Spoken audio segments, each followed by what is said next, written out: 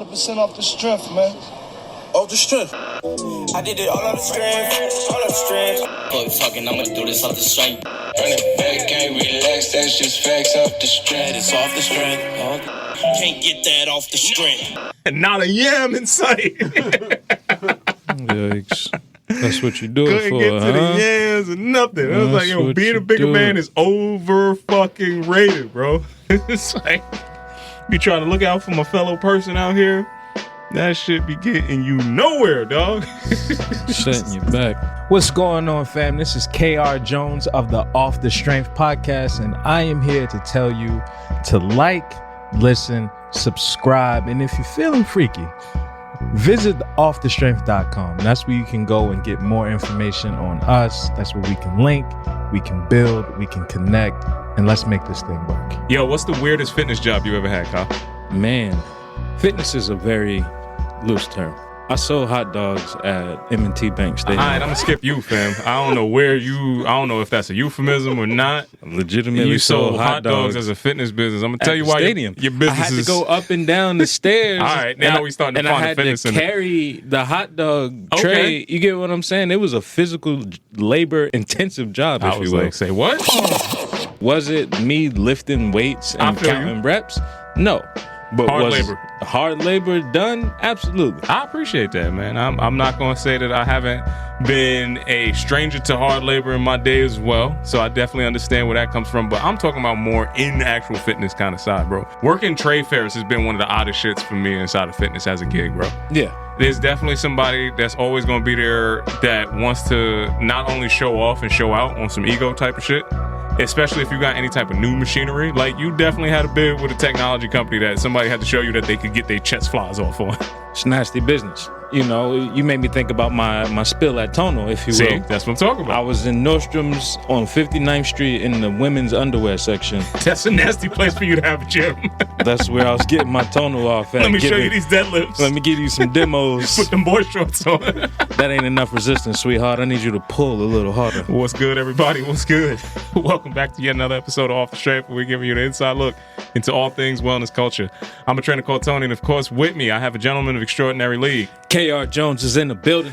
That's right, folks. We are back. And ladies and gentlemen, boys and girls, listeners of all types from near and far, you are now in store for a treat because it's the return of the variety show. That's when we give you our best foot forward. So hopefully you take your best foot forward. You do that two-step, that tango, whatever it is you need to do to make it on through the week with the best goddamn wellness information available. Hey! Brother Jones, I saw this week that cats is really out here paying people to get their Strava points up.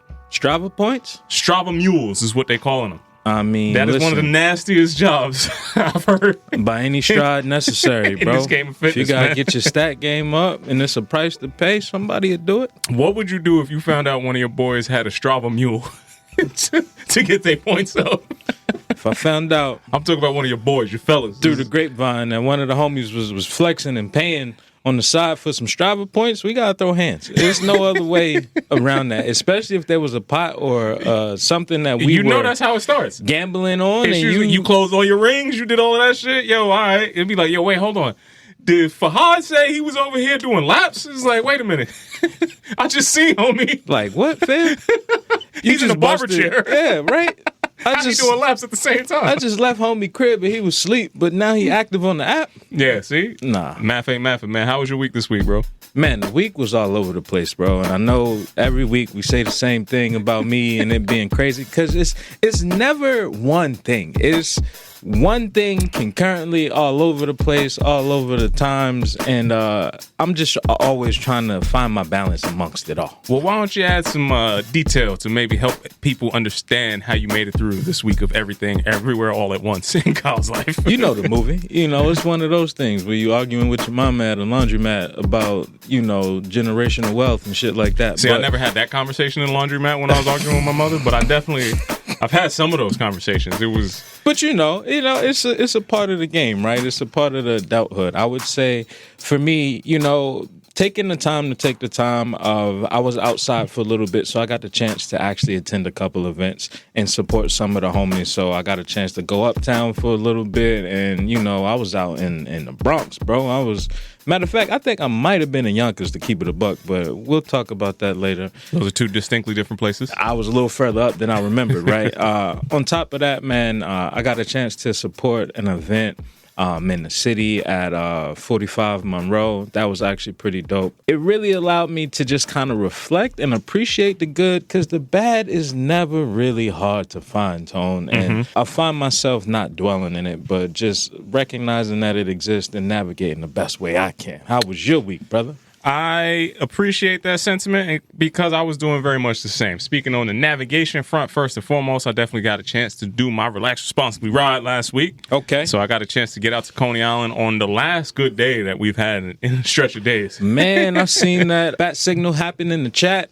but Yeah. I was already on the move, and I'm not back on two wheels yet. But I did enjoy that for y'all, man. It looked like a remix of the Bike Gang. It definitely was. And you know what? There's people that come, they go, just like a bike kind of does. Yeah. You know, some people roll into the crowd, some people roll out. But I was excited to get up with a crew of friends that haven't seen in a little bit and excited to see more of what spring and summer will bring on that front, man. And that's the kind of thing that really want to start to think about how to recreate some of those memories and how to recreate some of those moments that I know are just like true magical things to do in wellness inside of New York City. And that's what I wanted to bring to this ATP this week, my man. All right. I'm talking about some summer spring memories, Kyle, in this week's Ask the Professional. Summer breeze. No. I know you can hear me now. Makes me For feel the record. fine. What's Different up? song. Oh, my bad. I'm talking more Mary J, man. I got you. KR Jones, I need to know, what's a spring wellness ritual that you would like to share with a friend that you know has not experienced it of yet? Mushrooms in the park. That's Okay. it. We gotta Take do me the through we gotta do the what and the why. the deep dive. You need the hard reset on your mind, your body, and your soul, and that comes from a deep dive into some mushrooms in Prospect Park. Okay, why Prospect Park specifically? Prospect Park is a smaller microcosm of what Central Park is. It's a lot more accessible, and I feel like a good 6 hours in the park, just, walking the whole perimeter, the insides and the outs, I think it'll get you right where you need to be. I say this past weekend when that one warm day snuck out, it definitely looked like the pandemic level of people in the park at the same time. I saw rumblings of that on social, and I was like, man, I remember when it used to look like this in 2020. That was exclusive pandemic times. Park was always some place to pop up, and like you would catch a random party going on. You'd catch the kickball game There's happening. a lot of stuff getting intermingled at the park back then. Some frisbee, some people, and apparently some narcotics. A good frisbee throw? Man, that'll take you places. I'm telling you, it's all in the wrist. See, I never really had that. That wasn't a part of my game. But the thing that I would like to share with somebody outside in the spring, I definitely would want to take a trip back up to upstate New York. I want to get back out to Storm King, and I want to take some of the people that I know never did anything like that before. Just like, yo, let's go walk around, let's vibe, but now let's add a little extra to it. Definitely want to bring my own bike. Them Storm King bikes look a little raggedy, look a little rugged, but maybe ride around a little bit and then finish it off with like a nice, okay, let's get this good stretch going down and let's find a good spot to grab a solid meal at, man. Just sitting on that river up there from that standpoint, people who've been locked in the concrete jungle, I know you haven't seen it.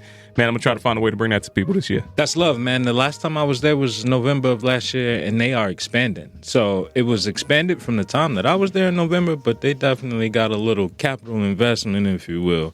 And I'm looking forward to seeing what it's going to be like 2025. I definitely need to be the right temp. I'm not trying to be out there when it's a little too cold. That light switch hit the other day, right? I heard, because I was in the whip, but I seen people was like, yo, it went from 80 to 46 It's like, yeah, this is real in the blink problematic. of an eye. Problematic New York weather. So I'm going to wait until then, but I'm surely going to share that with some people that want to come along with. If you do want to tap in with something like that, make sure you're following us in all the places that you need to be following us, man. And after that, Kyle, I'm going to get into some good. Okay. I'm going to get into some bad. All right. And I want to get into a little bit of questionable, maybe ugly this week. I want to talk to you about ripped from the headlines, Kyle.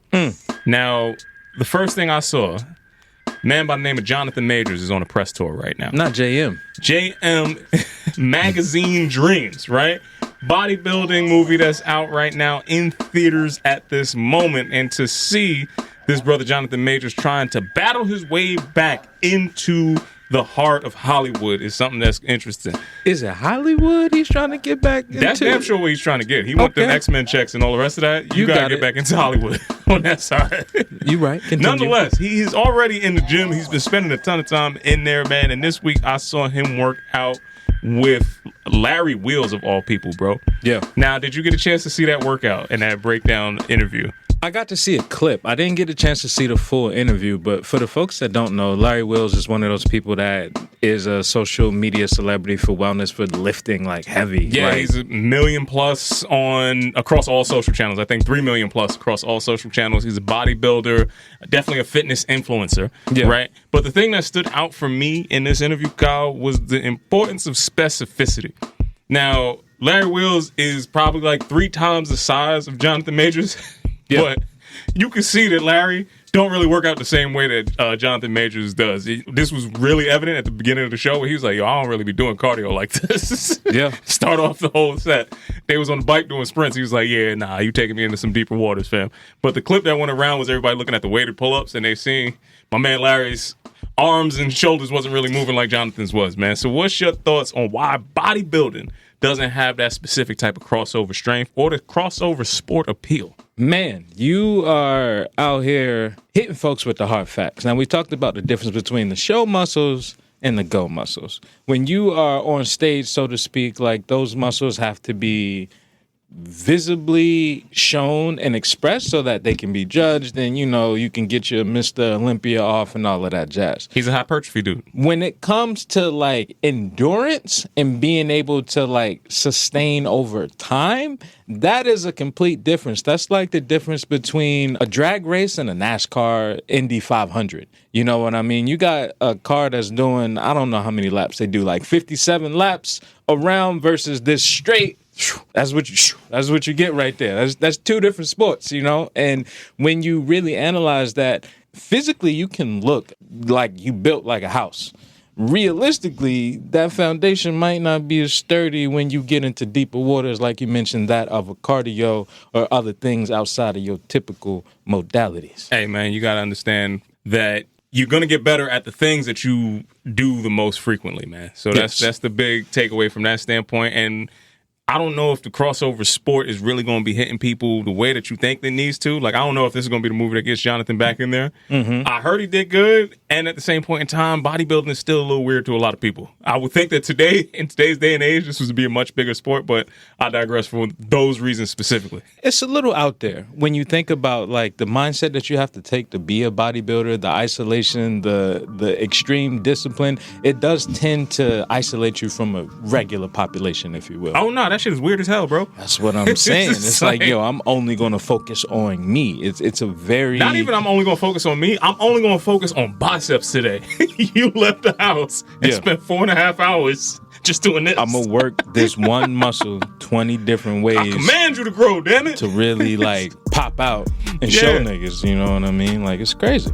Yeah, that level of, I think it doesn't make the crossover because you can get those results today, but that level of dedication is bordering like some kind of, it might be a little bit obsessive, to get it to where it needs to be. And if it's not functional, like if I don't think people care about the function today, bro. Furniture gotta move and a situation needs to be situated. I need to know that you can throw hands. If you can't, if you right here, he got you all day.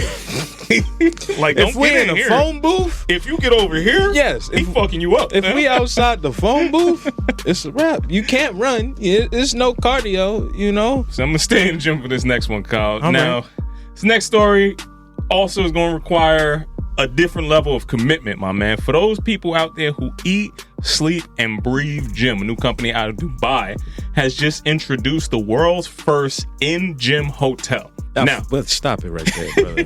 Come on. If you shenan once, you go shenan again, right? So hold on. Every hotel has a gym, Kyle, but there are not any gyms with hotels until now. That's right. What? Gym Nation has unveiled the first in-gym hotel that features a premium 4-post bed located directly in the middle of the gym floor. Now, this is some fantastic advertisement that I got to tell you about, my man. They actually made a gym B&B is what they're calling this. So you can get on-demand protein shakes by hitting this buzzer, laying down on dumbbell-shaped pillows inside there, and it is in a state-of-the-art gym. So you can pay to stay inside here, right? I think that they have hit a home run in terms of what this advertisement is supposed to do. And at the same point in time, Kyle, I need to know, why wouldn't this work in the U.S.? First and foremost, Airbnb is on the way down. There's too many It's folks. Jim-B&B. Too many folks is out here abusing other people's property, OPP the wrong way, if you will, and it's just not a feasible option in the U.S.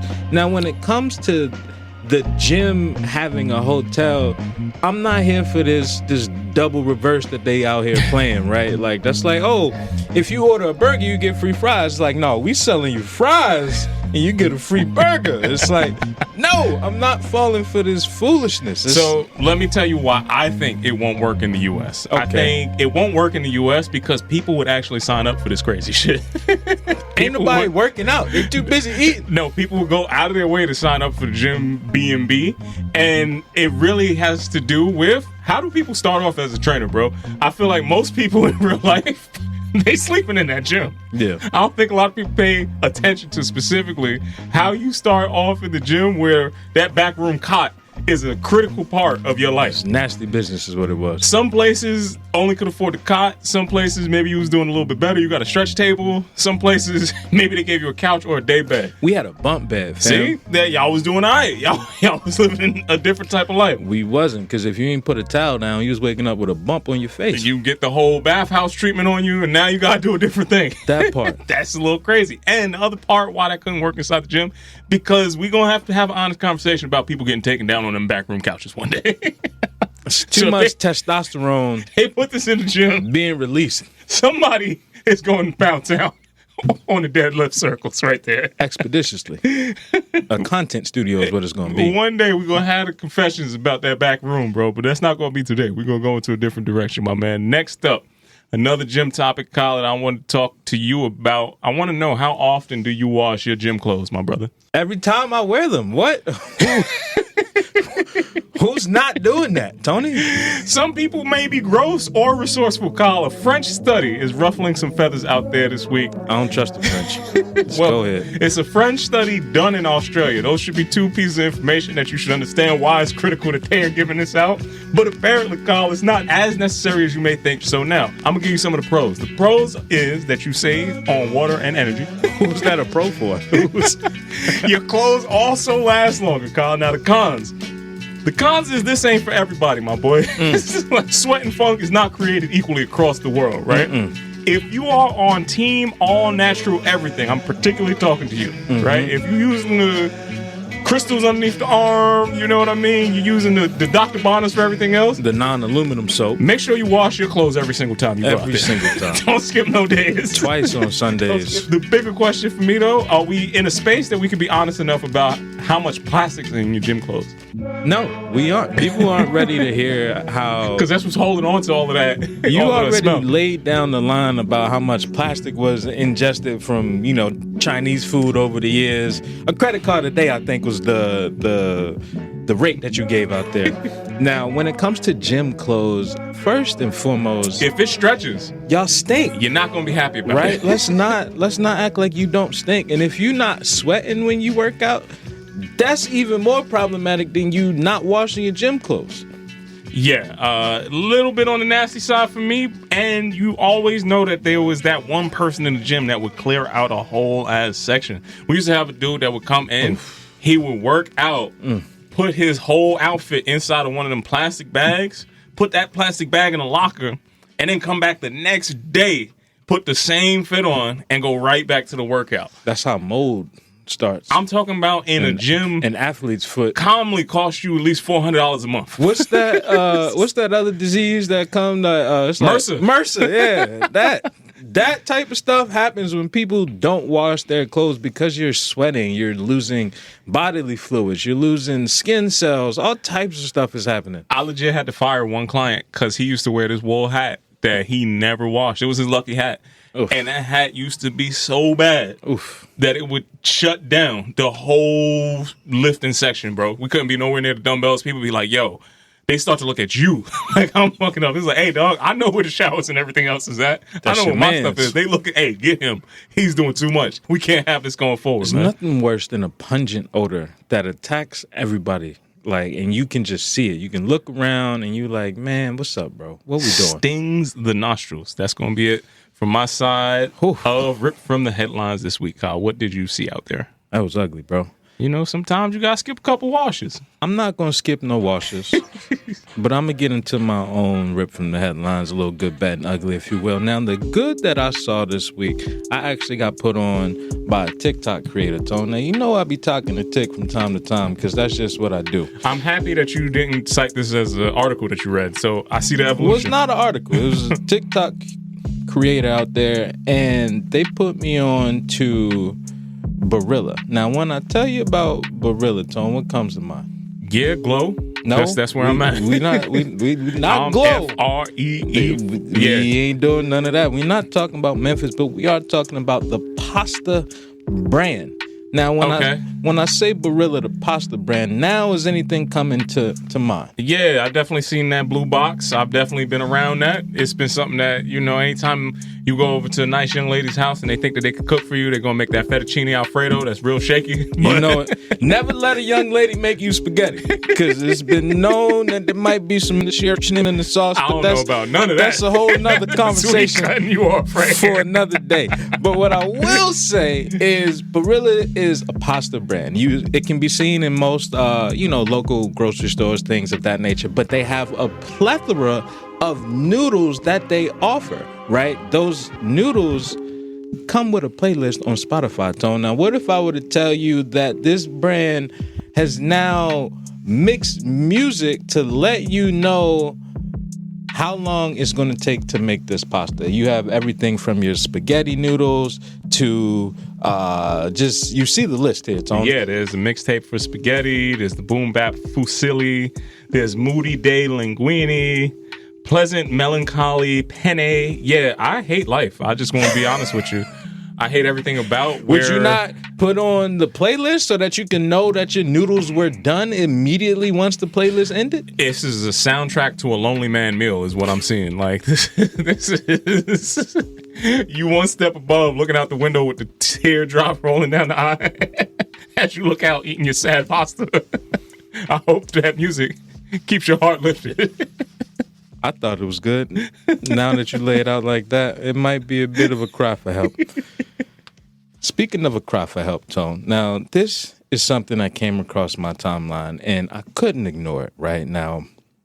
When I mention NBA basketball game, let's say you get tickets to a game and then somehow, some way, you are then introduced to this opportunity to present at halftime for one of those competitions. Are you taking that competition? Yes, I am. All right. Now, if you had to do the layup line, the half court shot, one of the full court runs, are you prepared to do that right now, present day? Layup line, yes, but I did see homie tear his whole ACL. That's what we talking about, brother ass. Tone. We talking about that brother who tore his ACL in the midst of doing a layup. See, but this is what you got to do. You got to understand, like, why you shouldn't have stepped on the court in the first place if you're coming down like this, right? People can't, like, your fit should let you know whether or not you should step on the court that day. It's like, so sign number one, when should you say no? Like, when they ask you, you just be like, you know what? I ain't got the right shoes on today. You got to be self-aware. Yeah, okay. Your fit needs to be appropriate for the actions that you have to take. I'm just trying to isolate this for folk. Self-awareness. Yeah, make sure that you don't make a damn fool of yourself. Don't do anything to land on a Jumbotron. That's the bare minimum. You can miss the shots. You can do all the rest of that kind of stuff, right?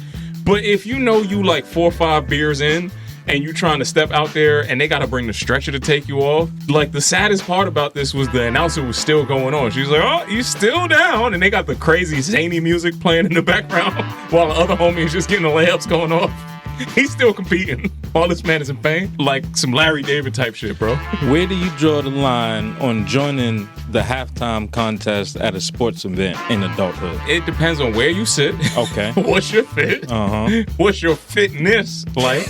And how lit were you before you took your silly ass on the court, bro? If you had a few drinks, which this man looked like he got a non-contact just spill out on the floor. That was for sure. Not in the Jordan 13s too. It's the terrible F Nike right here. He just blew his whole situation out. Yeah, man. This looks bad, and I hope that brother has a speedy recovery because he damn sure has waived all of his He rights. had to go to work because this was probably on a school night. So he on camera on the big screen and couldn't even go to work tomorrow. Yeah, and you can't do anything with the stadium for that because you decided to participate in there. And they was like, hey, at the bottom of this ticket, make sure you know none of your rights apply for you breaking your leg right here. This is the PSA to the listeners out there. If you used to be an athlete, big emphasis on the used to, the days and times have changed. It's not the same. You need a warm up. You need a cool down. Don't sign up when you know you ain't ready. Know yourself. Be self-aware, or else you're going to end up stunting on the Jumbotron, getting wheeled off in the little spine board, if you will. Yeah, you don't need that, bro. If the main players, right, do the same exact injury, guess what they got? They got a team doctor. You don't got a team doctor. You got a bill. Yeah, I was about to say, you're going to have to go see what your insurance could cover for you to get your ACL back in alignment. I'm all hoping because you and wanted to praying. live on the Jumbotron. Hoping and praying that brother has insurance, man. That was pretty bad. The ugly that I seen this week was one of those trends, Tone. Now, I know you have seen this too. Every once in a while on like Instagram, a trend will take place and it will be one of those things where we like, why and how did we get here? Now, have you seen the ChatGPT AI cartoon creations of individuals? Yeah, I definitely have. Immediate takes on people reliving their animation childhood dreams. On one hand, I do think that some of this looks pretty cool, pretty solid piece of art. On the other side, once it gets overdone, it's hyper oversaturated. I would want to see how this translates to actual animation if it made like a full cartoon or something like I'm gonna give that. you the whole rabbit hole, because then it goes back into Bitcoin somehow, and then the Bitcoin goes into the NFTs you talking about? NFTs is what it's gonna do, Tone. But when I see this, I'm thinking about specifically every 5 years or so, there's a trend that comes around where people want to get animated, right? Like it goes from the iPhone emoji, it was your avatar for a little bit on social media. Like this technology just keeps hovering around. At some point in time, I feel like there's going to be a real switch into that AR, VR, Ready Player One. I am here physically, but I am astral projecting, if you will, into this other space. How close are we to that? I mean, I think you can live like that today if you want to. There's a bunch of silly ass motherfuckers that show up at Comic-Con every year and they live that life. Like, I ain't gonna never knock them. That was a trainer called Tony, for the record. They getting closer and closer to making their life fulfilled, bro. So I ain't gonna knock you. I'm not here to do that shit. So Hassan has posed a question on, let me see if I could like rephrase that. Is taking from some artist's IP, essentially, and is building on a style that somebody created originally and now is accessible to the whole world to recreate in your style. I'd be mad as hell if I wrote my name a very specific way and they just came out with a filter for my name to be written all over the place. My font, my whatever it is, right? Yeah. And at the same point in time, for the artist to understand what this needs to mean for you, they not looking for your consent, fam. You just gotta be able to adapt and move forward. I do think people who are truly artistic and have the ability to adapt, you now have to take whatever used to take you insane amounts of time and now truncate that time as quickly as possible. So from what I've seen, they've only been taking images that have already existed and recreating it in his likeness or in his style, right? So that's why I was saying, how far away from that is it to like create a whole, like a anime series takes you fucking forever to illustrate all of those different things. If he already's got the ideas in his head to illustrate something, how much time could he get back if you could really flex this in a way that was already going to be in your side? Now, I don't know how that makes sense for him specifically, but the same with the trainers, Hassan, the body has not changed drastically, at least in my lifetime.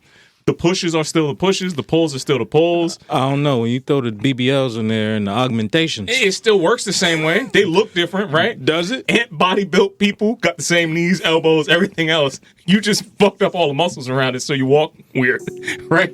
At the end of the day, Blood supply, all the that. body has not really changed, right? So you could, in theory, go and type in, I want to fix my knee for whatever, right?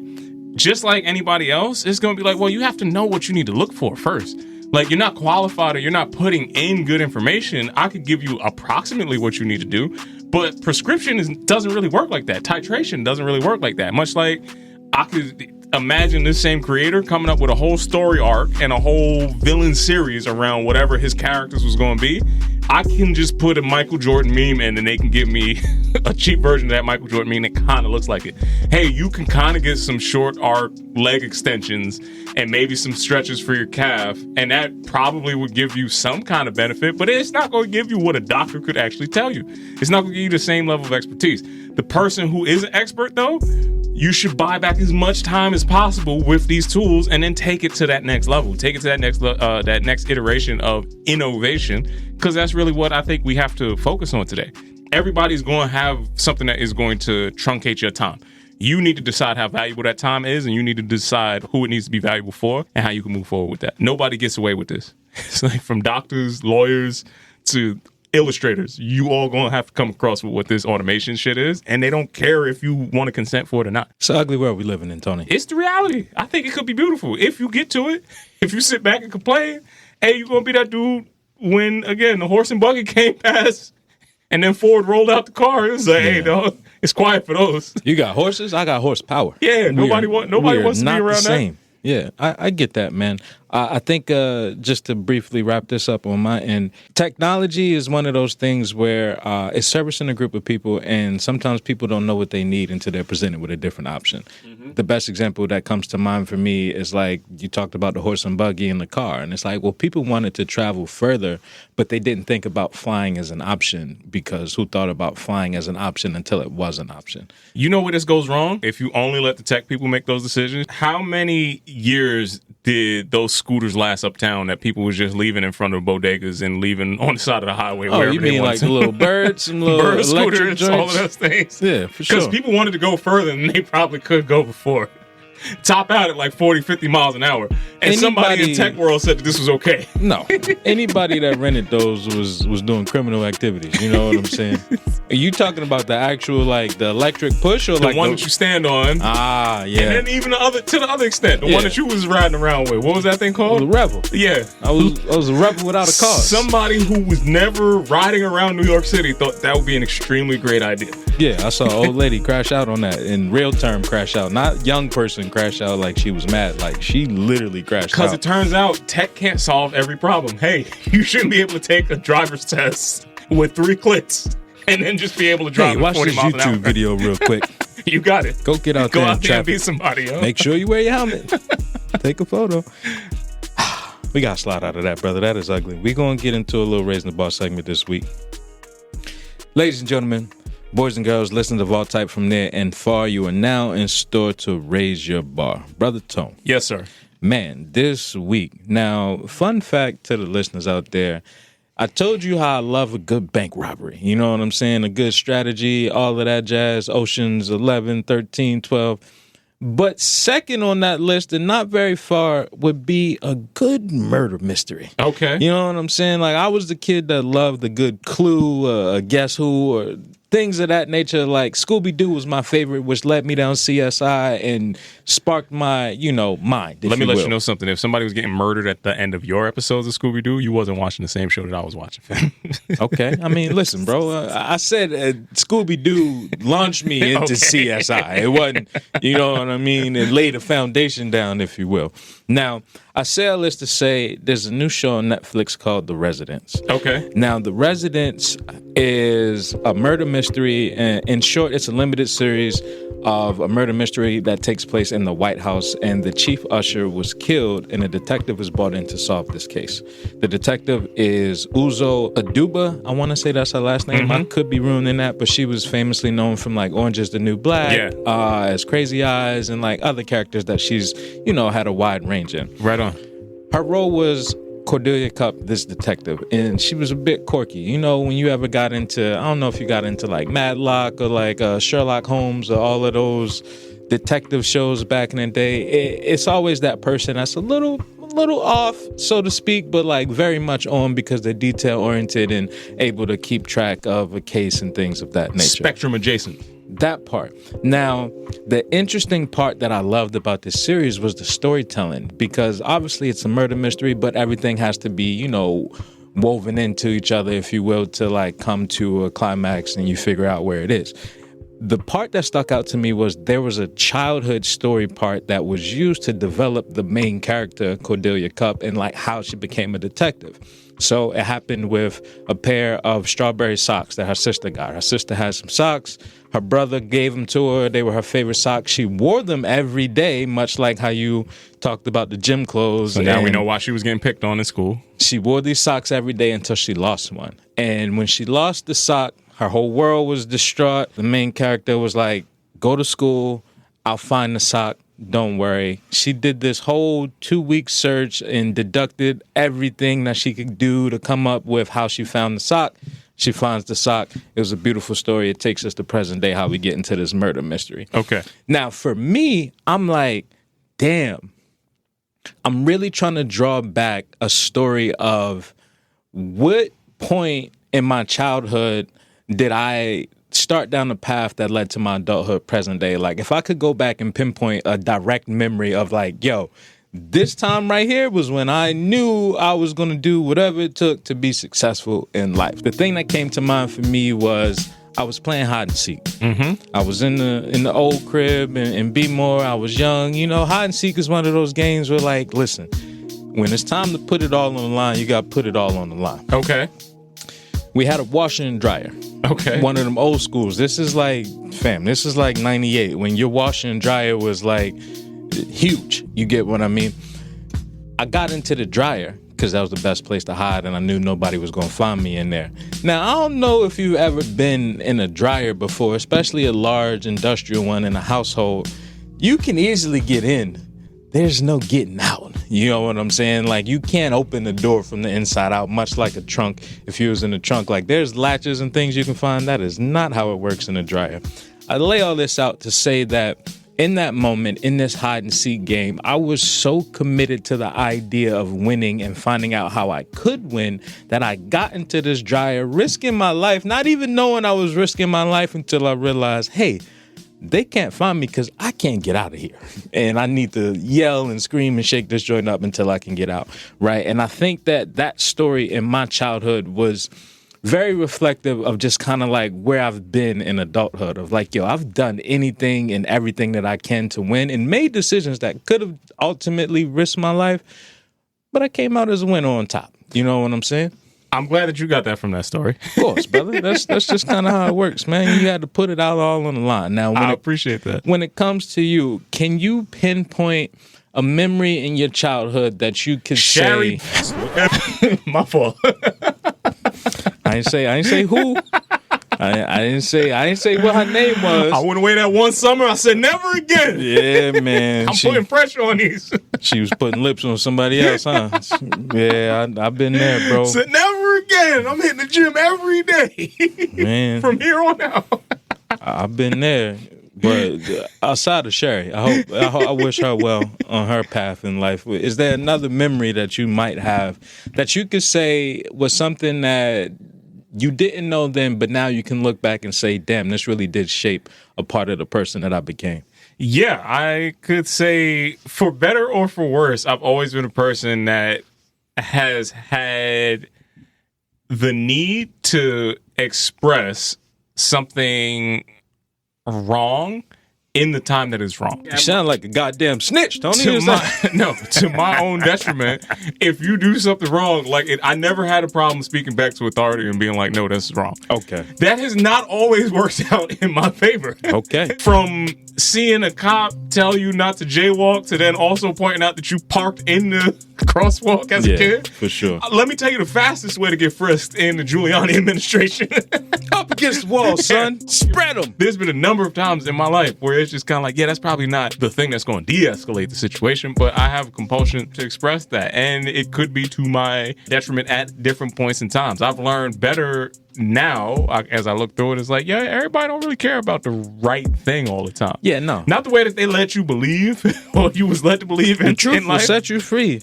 Nah, that shit can get you locked up. The truth gonna jam you up. That's what it's gonna do. That shit can get you locked up. And even better yet, it could cost you something. So I have to ask at what cost today. Not exclusively on authority figures, but just interactions with everybody on a day-to-day kind of basis.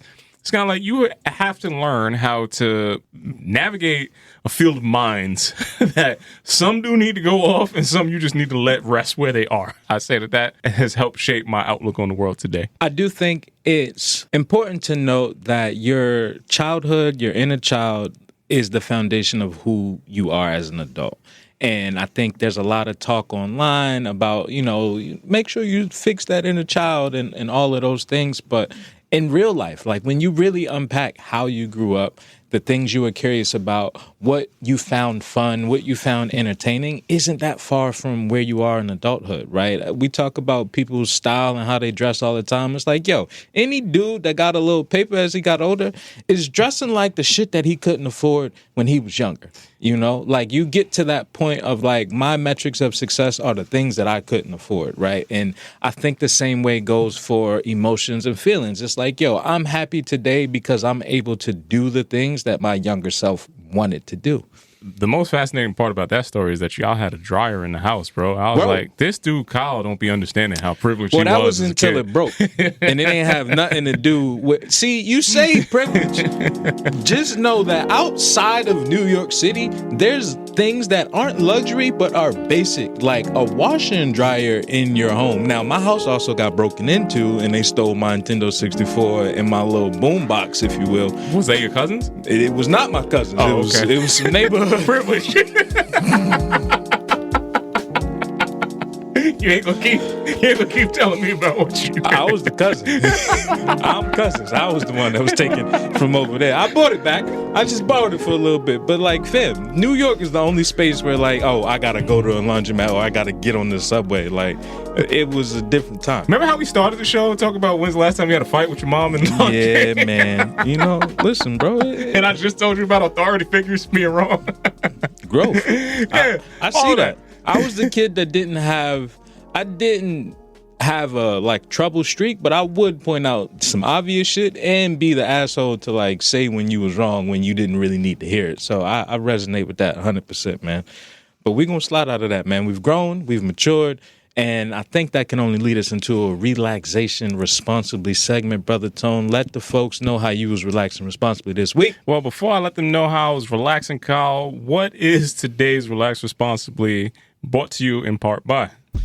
That is me, KR Jones, that is telling you to come and kick it with me at Frequency Movement for elevated yoga, as well as roll up and roll out. We talked about that brother that tore his ACL in a layup line. Don't be him.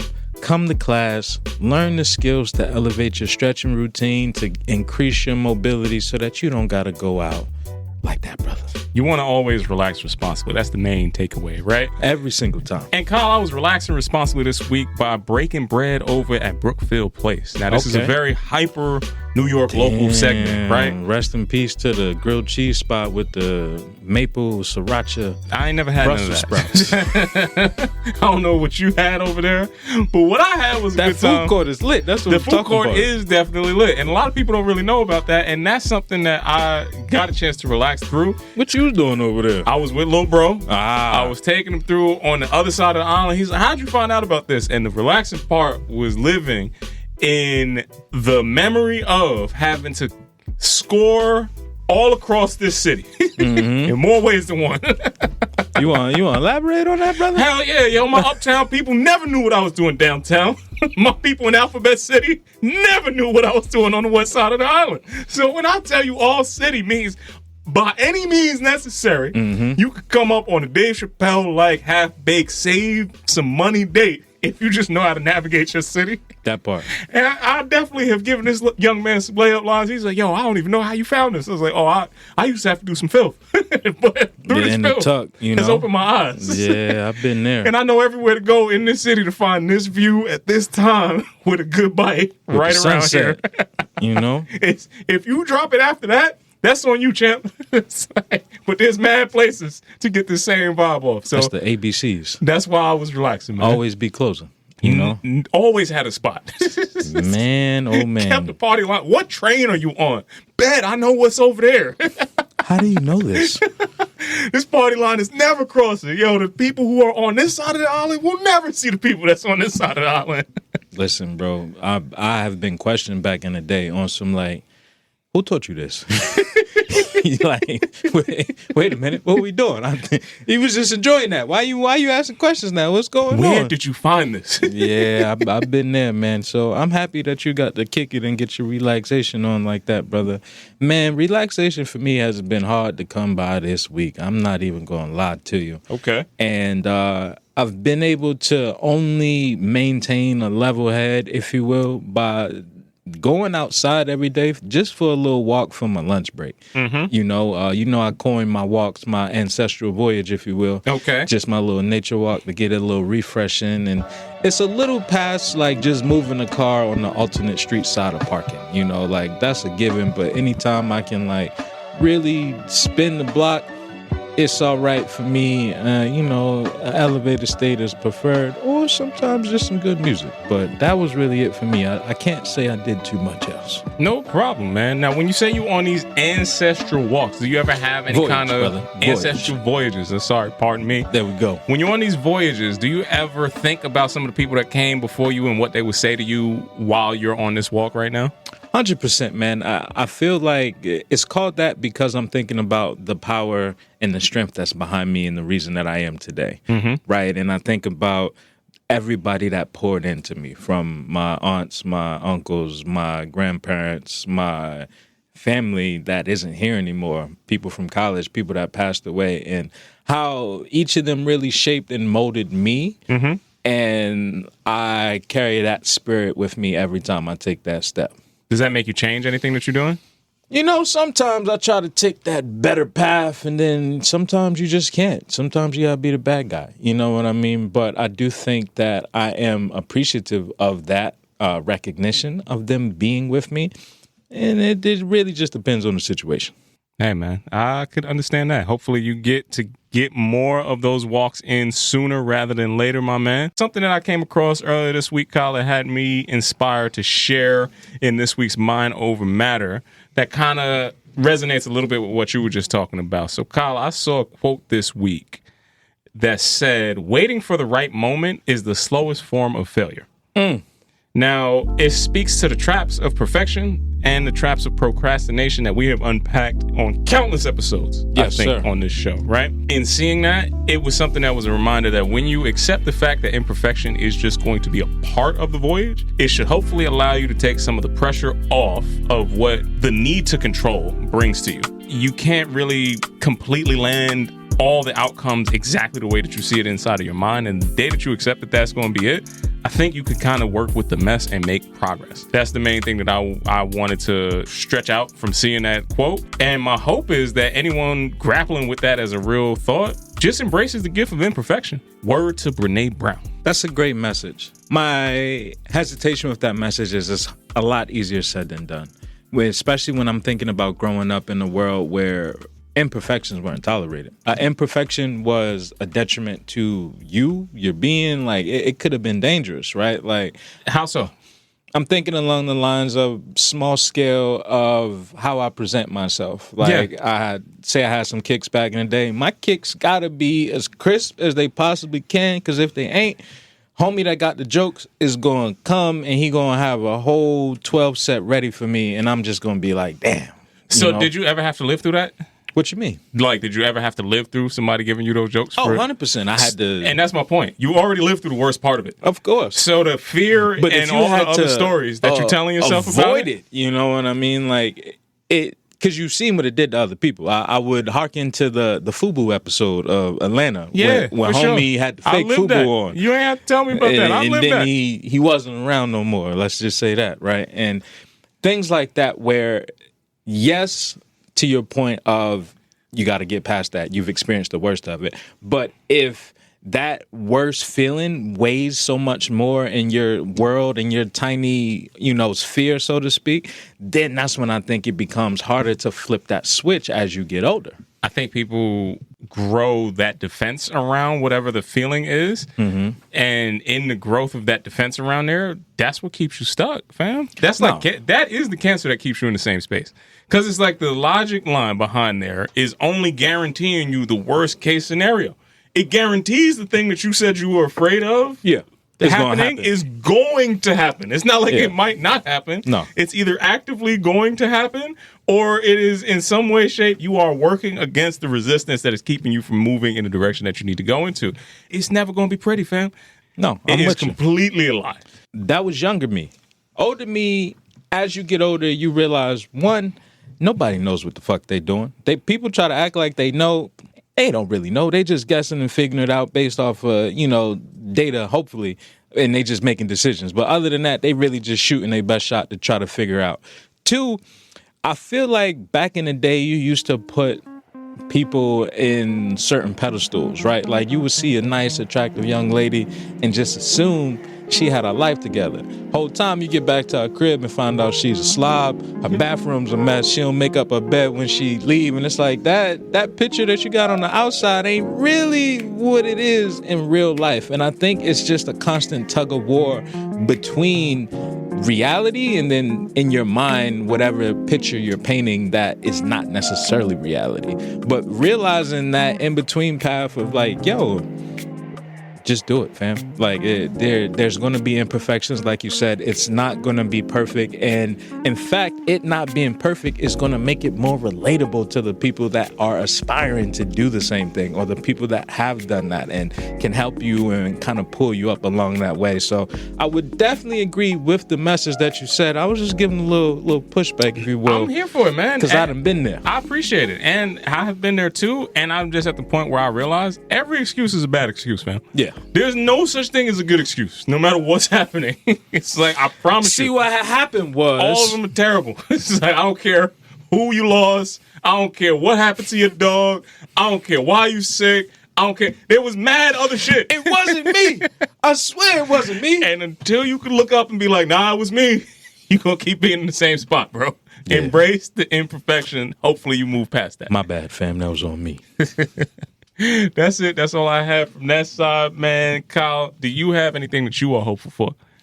Man, I am hopeful that people go out and connect to that thing on the inside that makes them happy, that brings them joy, that allows them to continue to give a positive output into the world. Because there's way too much negativity right now, and we cannot focus on that. Champion that on, man. Try to focus on the positives, or focus on just the things you can control, even if they're not the most positive. If you focus on that, hopefully that'll get you in the direction that you need to be to make some change. Yeah, heavy on that part. That's it, man. And if you're trying to make that change happen, hopefully you're doing it so in a progressive manner, and hopefully you feel invigorated by what you just heard. Now, if you want to tap in with the good folks over at Off the Strength, Brother K.R. Jones, could you let the good people out there know in listener land where they should turn?